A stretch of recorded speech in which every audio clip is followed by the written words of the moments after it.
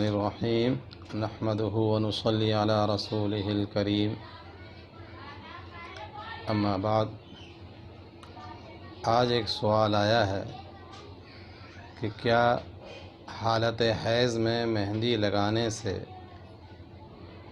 کیا ناپاکی بدستور اس وقت تک رہتی ہے جب تک کہ مہندی کا اثر باقی رہے، یا اس کا کیا حکم ہے؟ تو اس سلسلے میں عرض یہ ہے کہ حیض کے معنی آتے ہیں ماہواری، ہندی میں اس کو ماہواری بولتے ہیں، انگلش میں مینسز بولا جاتا ہے۔ یہ عورتوں کے لیے ایک طبعی خون رحم سے آیا کرتا ہے، اور شریعت نے اس کی رعایت رکھی ہے۔ شریعت میں یہ ہے کہ کم سے کم اس کی جو مدت ہے وہ 3 دن ہے، اور زیادہ سے زیادہ جو ہے نا وہ 10 دن ہے۔ یعنی شریعت کی نگاہ میں کم سے کم جو حیض کا خون آئے گا، ماہواری کا جو خون آئے گا وہ 3 دن ہے۔ اگر اس سے کم آتا ہے تو وہ حیض نہیں کہلاتا ہے، وہ گویا کہ رحم سے نہیں کہلائے گا، وہ کوئی بیماری کا خون ہے، کسی کے نس وغیرہ کے پھٹ جانے کی وجہ سے وہ خون گویا کہ آ رہا ہے، وہ رحم سے نہیں آ رہا ہے۔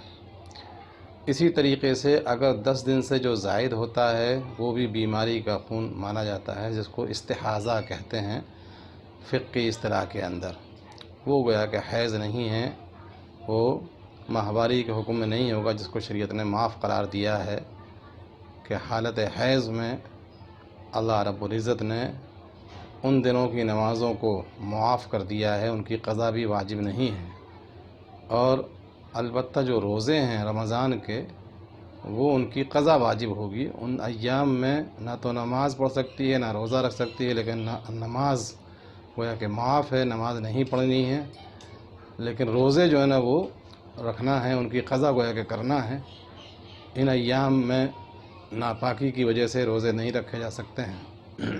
یہ تو تھی اس کی وضاحت اس سلسلے میں کہ شریعت میں حیض کس کو کہتے ہیں، اور اس کی مدت کم از کم کتنی ہو سکتی ہے نا۔ تو وہ شریعت نے بتلائی ہے کہ وہ کم از کم 3 دن سے کم ہیں اگر، تو وہ بھی گویا کہ حیض نہیں ہے۔ 3 دن سے جو زائد ہے وہ بھی حیض نہیں ہے، اس کے درمیان میں ہوتا ہے۔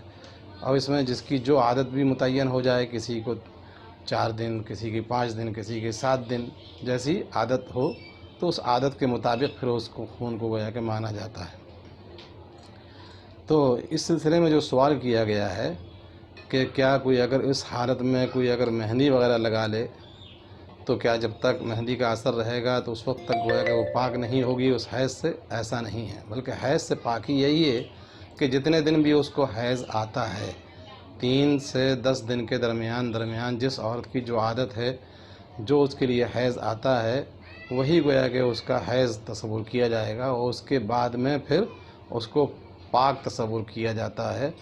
اگر 10 دن سے گویا کہ کم کے اندر اس کی پاکی ہو رہی ہے، تو پھر جب اتنا وقت گزر جائے کہ جس کے اندر وہ غسل کر سکے، اور ایک نماز ہے اس سے جو فرض ہو جاتی ہے، تو اس کے بعد میں وہ پاکی حاصل کر سکے، تو پھر اس پر گویا کہ وہ نماز واجب ہو جایا کرتی ہے اگر اتنا وقت رہتا ہے۔ اور اگر 10 ایام سے زائد میں اگر وہ پاک ہو رہی ہے، 10 دن کے اندر وہ پاک ہو رہی، 10 دن پورے ہو گئے ہیں، تو پھر خون بند ہوتے ہی گویا کہ پاکی کا حکم لگ جاتا ہے۔ پھر اگر تھوڑا سا بھی اگر وقت بچتا ہے اور اگر اس میں نماز کا وقت ہے، تو اس پر اس نماز کی قضا واجب ہو جایا کرتی ہے۔ یہ شرعاً اس کا حکم ہے۔ تو گویا کہ پاکی تو اسی وقت میں ہو جاتی ہے کہ جیسے ہی جو ہے نا یہ خون ختم ہوتا ہے۔ اس میں یہ نہیں ہے کہ جب تک کہ وہ مہندی جو ہم نے لگا لی ہے، جب تک کہ وہ رچی ہوئی ہے، اس کا اثر جب تک زائل نہیں ہوگا، اس وقت تک جو ہے وہ عورت پاک نہیں ہو سکتی ہے۔ یہ غلط تصور لوگوں کے ذہنوں کے اندر ہے، عورتوں کے اندر اس طریقے کی باتیں جو ہے نا وہ بیٹھ گئی ہیں جہالت کی وجہ سے اور وہم کی وجہ سے۔ تو ایسا شریعت میں ایسا کچھ نہیں ہے، بلکہ شریعت میں یہی ہے کہ جس کو جتنے دن تک کی جو عادت ہے، اگر وہ پرانی عورت ہے، اس کو پہلے سے حیض آ رہا ہے، تو جو اس کے عادت کے مطابق 5 دن، 7 دن، ہے نا، 10 دن جو مدت ہے وہ حیض کے مانے جائیں گے۔ باقی اس کے بعد میں اگر 10 دن کے بعد جو خون آتا ہے، تو پھر اس کی نمازیں جو ہے نا وہ معاف نہیں ہوتی ہیں، اس میں نمازیں پڑھنا پڑتی ہیں۔ اس میں وہ پاکی حاصل کرے، یعنی وضو کرے، اور جس جگہ پر خون اگر لگا ہوا اس کو صاف کرے، اس کے بعد جو ہے نا وہ نماز کو گویا کہ وہ پڑھے گی۔ یہ نہیں ہے ان ایام 10 دن سے جو زائد ایام ہیں ان کی نمازیں گویا کہ معاف نہیں ہوں گی، اس میں اس کو نماز پڑھنا ہوگا۔ اسی طریقے سے اگر 3 دن سے کم آتا ہے تو وہ بھی کیا ہے، اس کو نمازیں اس کو پڑھنا پڑیں گی، وہ معاف گویا کہ نہیں ہوتی ہیں۔